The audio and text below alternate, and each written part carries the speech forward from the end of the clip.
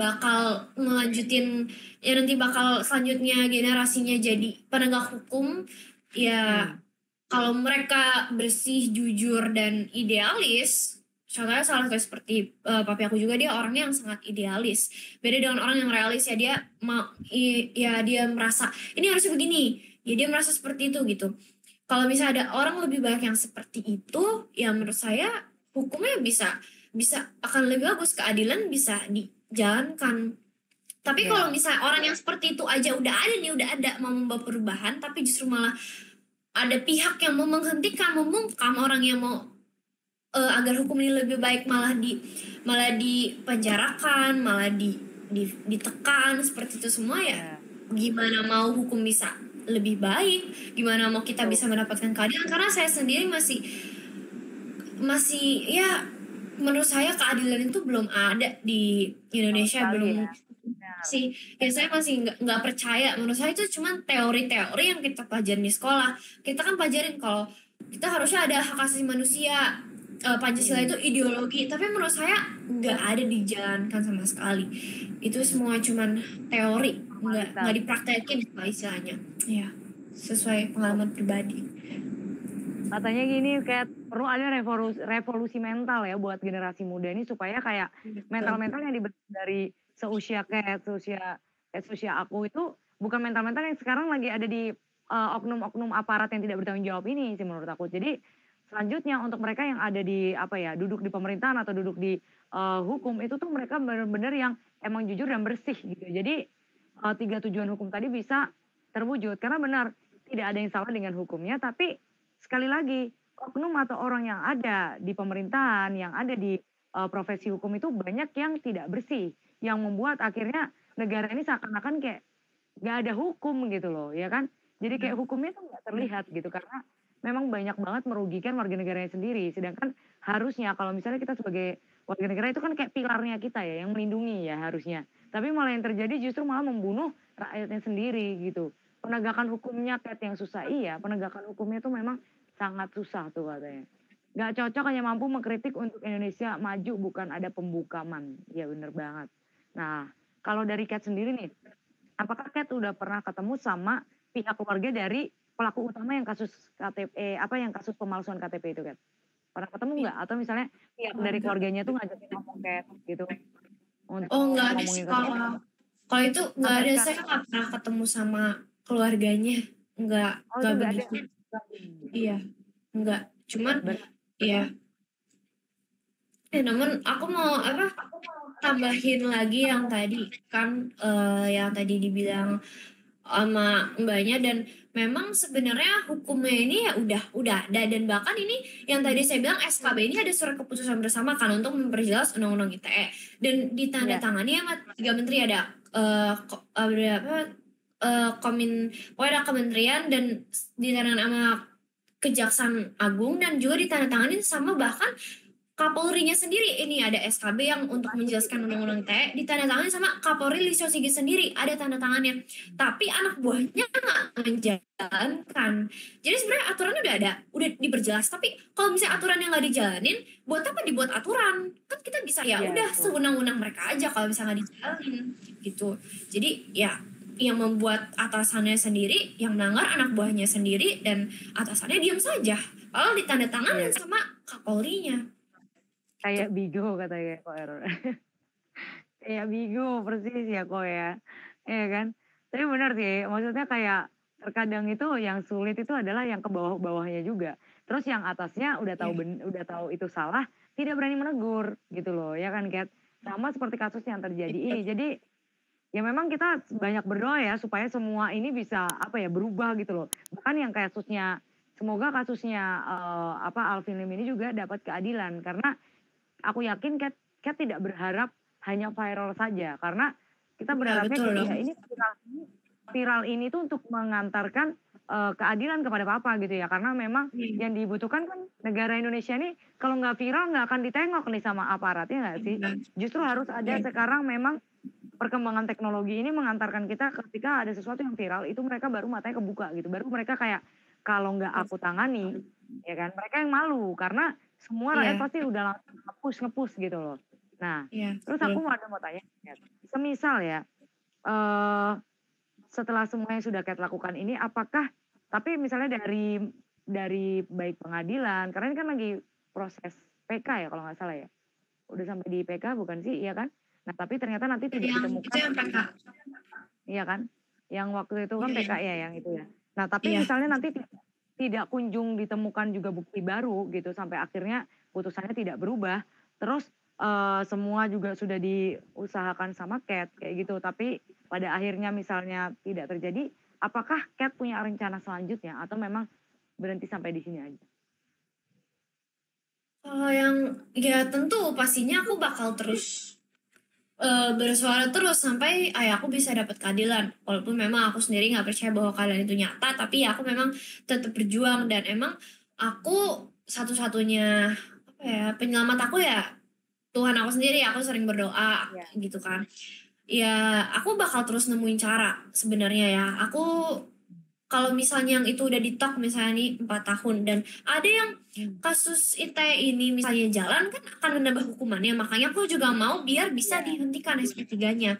Dan yang sebenarnya aku Ya. mohonin tuh bukan untuk membebaskan, misalnya membebaskan ayahku dari hukumannya. Ayahku sendiri udah bilang dia rela, dia ikhlas kalau misalnya di penjara, dia taat pada hukum. Ya. Cuman demi kemanusiaan karena kondisinya sekarang lagi ini bisa tidak diberikan setidaknya tahanan kota atau tahanan rumah. Kalau misalnya nanti udah bisa apa ya, udah sembuh kembali ya udah ditahan lagi. Tapi kan karena Kembali gitu ya. sakit ya, tahanan kan bukan tempat bagi orang yang sakit, justru kan harus beristirahat.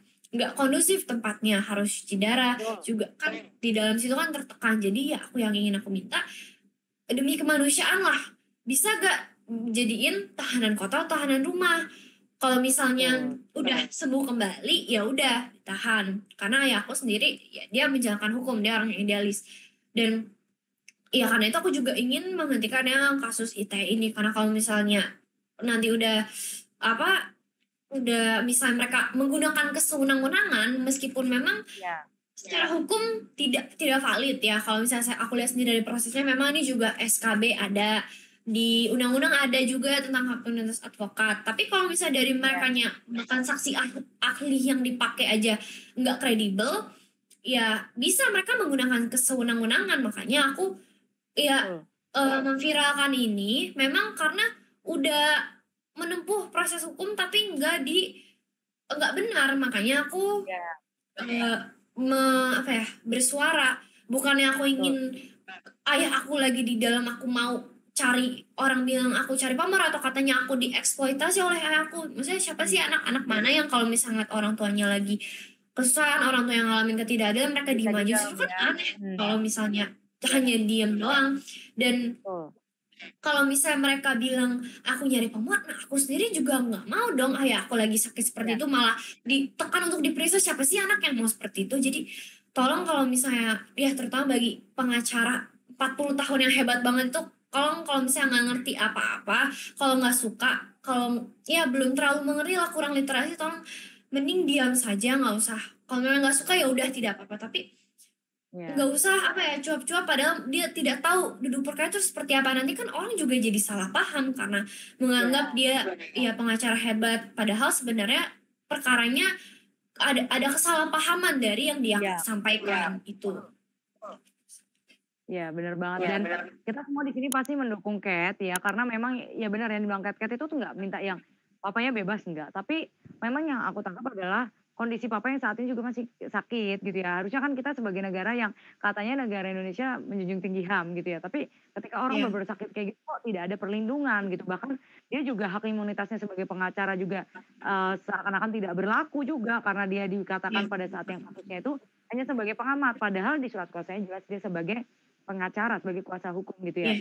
Ya semoga setelah semua yang kita usahakan ini terbuka ya matanya para oknum aparat ini dan tidak ada orang-orang yang sok paling pinter, sok paling bener, sok intervensi tapi salah gitu. Malah menambah apa ya, menambah pandangan masyarakat yang kan masyarakatnya gampang dibodohin ya. Kadang kalau dia udah bikin kayak gitu orang yang nggak tahu jadi sok-sokan tahu padahal yang dimaksud dia di videonya itu salah gitu loh, kesalahpahaman itu kasus yang berbeda gitu ya. Nah mungkin ya aku yakin sih kalau misalnya Kat terus berdoa, terus berusaha, aku yakin pasti ya akan ada hasil yang mungkin akan jauh lebih baik ya dari sebelum Kat bersuara ini. pasti juga kalau hakimnya itu punya hati juga dia pasti akan berpikir secara logis ya, secara kritis dan juga dia kan juga paham tentang legal standing. Apalagi ada beberapa yang memang prosesnya itu nggak masuk akal gitu loh ya. Kalau yang Kat juga tadi udah sampein dan aku juga menyimak juga lewat video, ada beberapa yang seakan-akan tuh memang kayak ada kerjasama antar oknum aparat itu memang untuk menyudutkan Ya. Alvin gitu, untuk menyudutkan Papa gitu ya. Jadi kita berharap aja ada apa namanya, ada keadilan, ada perubahan setelah ini.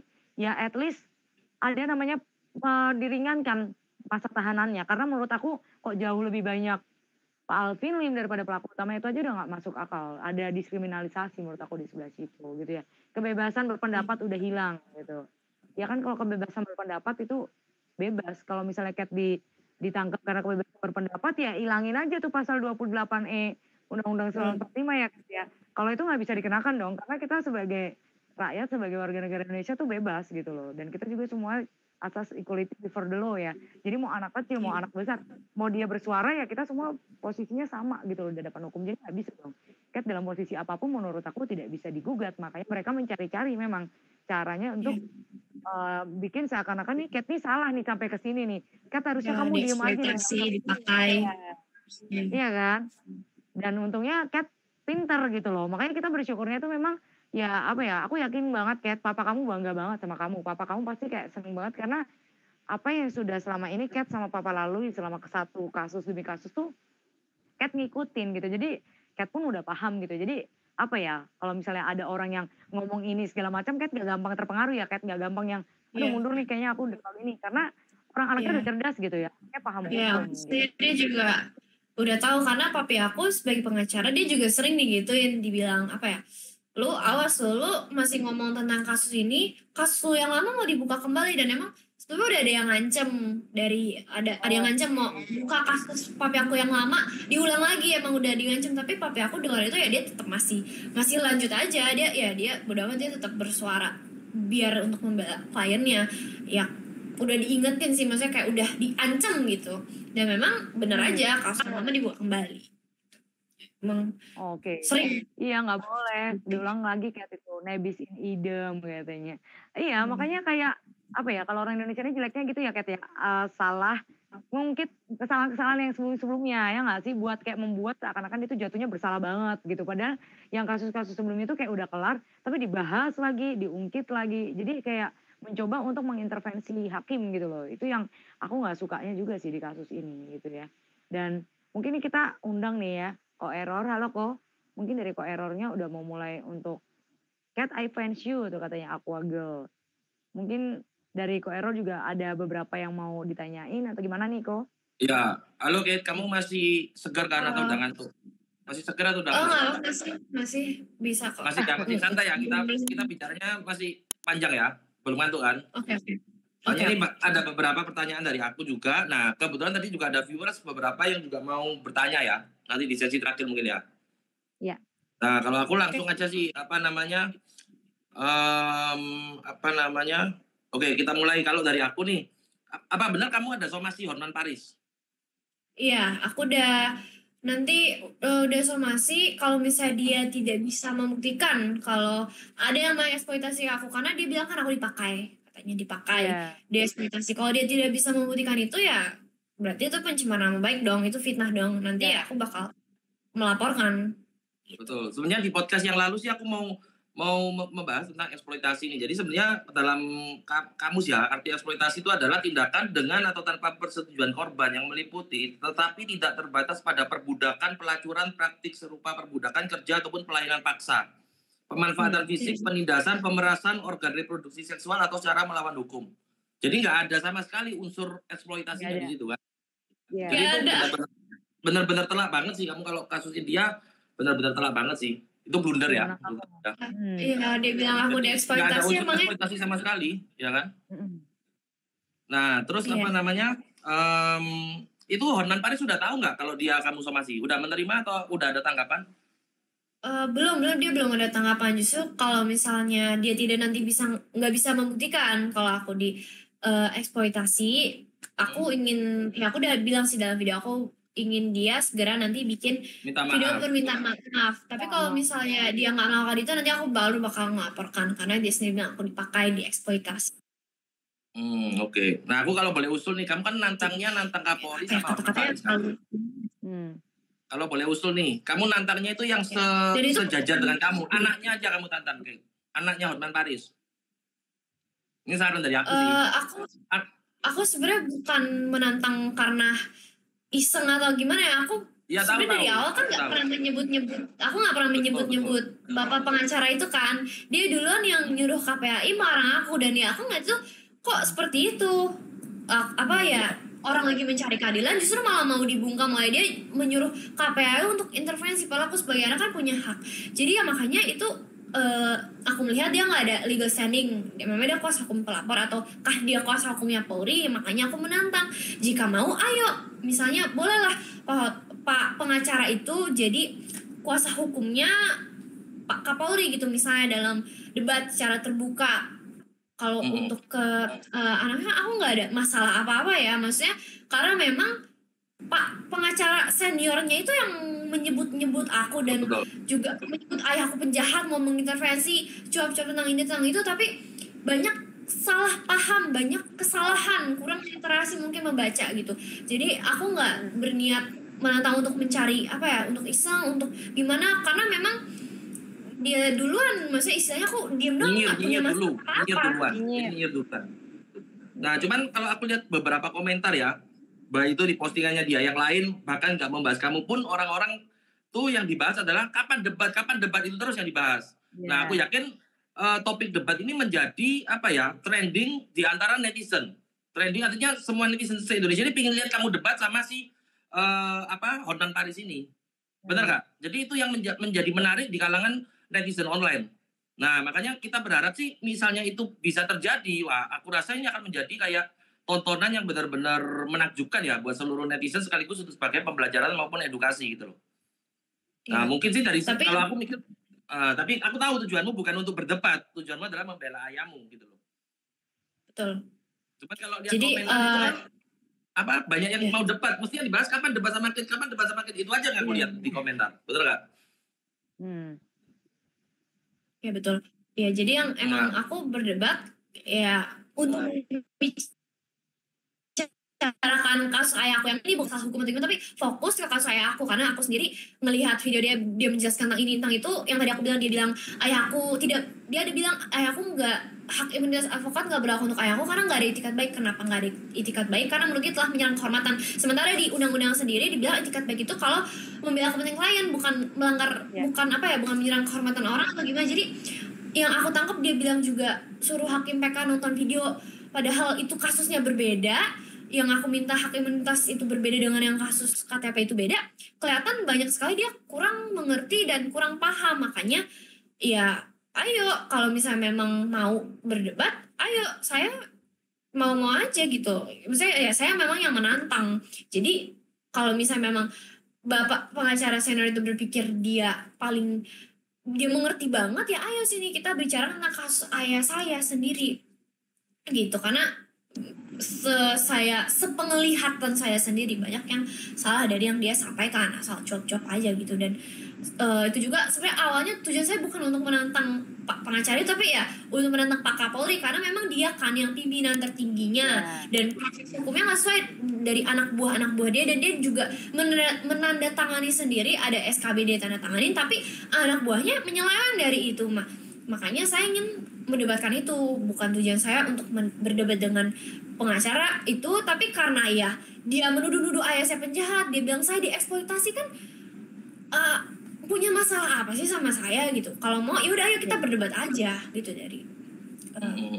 Nah, sikit ini ya guys ya. Dulu aku kira kita kan selama ini nonton di YouTube nih. Nah kan di YouTube itu kita kan mikir di YouTube anak ini mungkin bisa aja nih baca teks ya kan, sambil dia buat video, dia sambil baca. Ternyata enggak loh. Ini kita live loh. Jadi memang kita ini benar-benar menguasai atau memahami materi maupun ilmu. Benar nggak? Kalau live kan nggak bisa dia baca atau dipersiapkan skrip dulu, benar nggak? Ini kita live guys.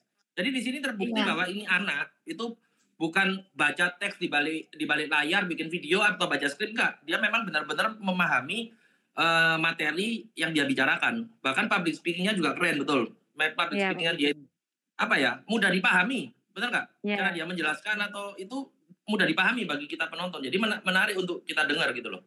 Hebat hebat iya, Kit. Nah, aku mau tanya nih di kehidupan pribadimu nih. Dengan kamu udah Ya. viral kayak gini, dengan kemampuanmu seperti ini juga, apa ya? Kalau kamu di SMA itu apa ya yang berubah tuh? Tata negara mungkin ya? Pelajaran tata negara. kalau SMA tuh Atau apa? masih pendidikan kewarganegaraan sih kalau KN. SMA ya. Apa? KN. Itu pasti KN. nilaimu bagus ya? Di sekolah berapa nilaimu? Penasaran aku. Di sekolah aku ya masih awal-awal kelas pas aku masih kelas 10 ya bagus ya, aku nggak ada yang di bawah kakaknya, semuanya di atas, semuanya di atas 80-an, sekitaran berapa ya, 87 sampai 100 gitu ya kalau misalnya kelas 10. Tapi sekarang nilai aku masih bagus sih, nggak ada yang maksudnya nggak di bawah KKM, nggak ada yang di bawah 75 gitu. Nilai aku yang masih ya bagus, dan ujian-ujian juga aku masih Gurumu bersekolah. gimana Kit? Tahu kamu viral, tahu kamu memahami kayak gini tuh apa? Maksudnya kamu kehidupannya di sekolah itu kayak gimana? Aku penasaran sama itu. Aku lihat dari sisi lain ya. Kita nggak ngomongin kasusnya. Itu gimana kamu di sekolah kayak gitu? Itu sebenarnya beberapa dari guru, teman-teman aku juga ada yang tahu. Cuman ya mereka bilang apa ya, semangat gitu. Tapi ya karena kan tugas Semua mereka ya. sebagai tenaga pendidik, jadi ya kalau ketika lagi mengajar ya memang mereka ya mengajar aja. Cuman secara pribadi ke aku memang ada juga yang menyampaikan, kamu berani ya, semangat ya gitu. Ada juga yang memberi dukungan gitu ya. Beberapa yang tahu. Ya seperti itu sih kalau di sekolah. Tapi aku Lanjut. Terus ya maksudnya kamu kalau di sekolah kamu ada dikawal bodyguard atau gimana? Maksudnya kan ini kamu kan cukup berbahaya ya kamu lakukan ya untuk di negara kita ya. Nah, kamu kalau berangkat ke sekolah atau apa itu ada pengawalan atau ada gimana nggak sih? Kita ingin tahu. Kalau papamu kan pernah aku tanya nih, kalau nggak salah, kalau papamu nggak ada namanya bodyguard gitu, nggak kayak si orang-orang besar lainnya pakai ada bodyguard dan lain kan. Kalau papamu kan nggak ada. Nah, kalau kamu gimana? oh nggak ada, aku ya ke sekolah ya sendiri aja, Jadi berangkat sekolah datang gitu aja kayak orang biasa. Iya berangkat sendiri aja ke sekolah, nggak dikawal bodyguard juga. Kalau ada yang ngawal aku di belakang justru kayak kelihatan mencolok dan agak aneh, aku nggak pernah ada atau begitu, jadi nggak ada seperti itu. Jadi aku papanya ini pernah aku cari tahu guys. Jadi papanya kan terlalu vokal kan, jadi kan tahu sendiri kan vokalnya gimana kan. Nah, aku pernah tanya papamu, kamu kalau kemana-mana itu apa namanya ada pengaruh? Nggak ada katanya, nggak ada. Jadi nggak kayak orang-orang lain. Nah, tadi juga ada pertanyaan, Koerot apa saudaraan sama narasumber nggak?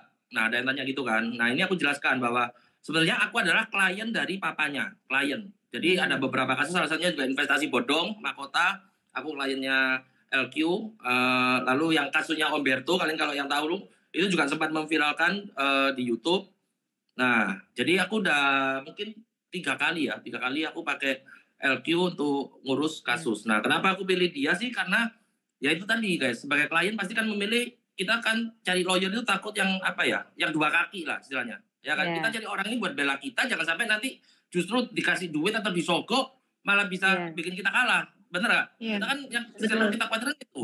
Nah, itu alasan dulu aku kenapa memilih LQ. Jadi aku lihat sepak terjangnya dan lain-lain, wah orang ini vokal, berani. Kita kan soalnya di posisi benar. Beda kalau mungkin kita di posisi salah ya. Aku nggak akan cari lawyer kayak LQ kalau aku di posisi salah. Tapi karena kita di posisi benar, di posisi yang lurus, ya kita cari memang benar-benar lawyer yang kayak Alvin Lim gitu loh. Jadi ya sekalian aja aku di sini iklan nih. Kalau kalian memang ada kasus atau apa, kalian memang betul-betul butuh keadilan, kalian benar-benar mungkin diperlakukan tidak adil, udah jangan segan-segan, karena aku udah pakai LQ ini kurang lebih udah kerjasama dengan LQ mungkin 2 tahun 3 tahun lah ya ininya, dan udah ada beberapa kasus yang memang ditangani sama LQ. Jadi LQ law firm ya, kalian kalau mau cari itu boleh. Itu memang benar-benar lurus, benar-benar apa, yang aku investasi bodong itu ada satu yang akhirnya juga beres, ada penyelesaian. Cuman ada satu lagi yang masih proses, yang mahkota ini masih proses, tapi sudah mendekati titik terang, cuman masih belum belum sampai selesai tuntas gitu loh. Ya, jadi ini sekalian aku iklan juga lah intinya. Jadi kalian jangan khawatir kalau cari yang memang benar-benar lurus, aku udah pernah pakai, makanya aku berani bersuara, berani bilang ke kalian. Nah, terus aku mau tanya lagi, Kit, papamu ini kan sering melawan mafia penguasa kan sama dia dilawan kan agak gila lah ya, istilahnya agak Iya. kita bilang itu agak gila mungkin ya kan, mungkin kalau orang apa bilang itu gila. Nah, ada nggak sih penguasa ataupun pejabat tinggi ataupun apa yang sebenarnya ada di balik di belakang papamu untuk istilahnya mendukung, itu ada nggak setahu kamu? Tidak ada sih, papaku emang dia sebagai pengacara dia sendiri yang mau teriak. Sebenarnya ada juga yang ya mungkin aku pernah lihat ada komen, wah nih dia berani banget pasti backingannya besar gitu kan. Nah, Tapi betul. nggak, aku emang geraknya dia bergerak sendiri, dia mencari keadilan untuk kliennya sendiri ya selaku pengacara. Memang dia sendiri, nggak ada orang yang, dan kalau misalnya nih ya misalnya dia ada backingan yang kuat banget sampai dia berani misalnya berteriak seperti itu, ya buktinya ayah aku sekarang lagi menjalani kriminalisasi, dia dikriminalisasi, jadi ya memang Yang aku tidak ada maksud seperti mungkin bukan backingan ya, Ken, ya. Yang aku maksud mungkin dari belakang itu istilahnya mendukung lah, mendukung ayahmu, seorang penguasa ataupun pejabat tinggi, ada nggak? Maksudnya mendukung itu dalam artian bukan membantu gimana, intinya aku salut dengan kamu, ya udah aku dukung. Maksudnya bukan dukung dalam bentuk tindakan ya, mungkin dalam bentuk apresiasi atau apa gitu, ada nggak? Ya Penguasa, beberapa kita berbicara yang level tinggi lah, penguasa atau apalah, pengusaha besar kah? Apakah ada? Nah, support moral mungkin ya yang dimaksud itu. Apakah ada? Di balik layar nih yang nggak pernah terekspos, apakah ada? justru sebenarnya ada pengusaha ya ada yang lebih banyak sih yang tidak suka, karena kan papi aku ngebongkar-bongkar tentang boroknya oknum, jadi sebenarnya lebih banyak yang tidak suka daripada yang suka. Cuman ada juga yang suka, yang support, yang bisa suka banget sama papi aku waktu itu sampai ngundang makan. Ya emang pengusaha juga terkenal ada waktu itu diundang makan, terus ngobrol-ngobrol tentang ya hukum seperti hal itu ada juga. Jadi memang ada yang suka, ada yang nggak suka. Cuman memang lebih banyak yang Duanya nggak suka. kalau misalnya orang itu oknum ya pasti mereka tidak suka. Tapi kalau orang itu bersih dan memang sependapat dengan ayah aku bahwa oknum harus diberantas ya sebagainya, mensupport orang yang. Tapi kalau dari kalangan oknum ada nggak sih 1-2 orang lah yang punya integritas, yang punya apa ya, punya nasionalisme, integritas yang tinggi, seorang oknum ada nggak sih yang sebenarnya ya mungkin dia nggak bisa berbuat banyak ya karena dia mungkin cuma 1 orang, nggak mungkin melawan arus. Ada nggak sih yang dari belakang kayak mendukung papi kamu balik layar walaupun support moral atau apa, ada nggak oknum dari kalangan oknum ya kita bicara? Kalau misalnya dia oknum ya dia pasti tidak sesuai hukum dong. Dia pasti maksudnya ya dia oknum, dia pasti melanggar hukum dan maksudnya dia mengikuti arus aja. Arus ya, nggak ada yang itu ya. Ya mungkin mengikuti arus tapi di balik layar kayak support gitu nggak ada. Maksudnya kayak dia sebenarnya ya dia nggak ingin ikuti arus ya kan. Papi aku gitu, maksudnya dia sebenarnya sependapat dengan papi aku tapi nggak ada cara lain, dia harus tidak Ya, ada sih. Kalau menurut saya justru sebenarnya lebih banyak yang mengancam, dan yang tadi yang aku bilang justru sebenarnya papi aku pernah disogok buat suatu kasus ya, dibilang dikasih 3M.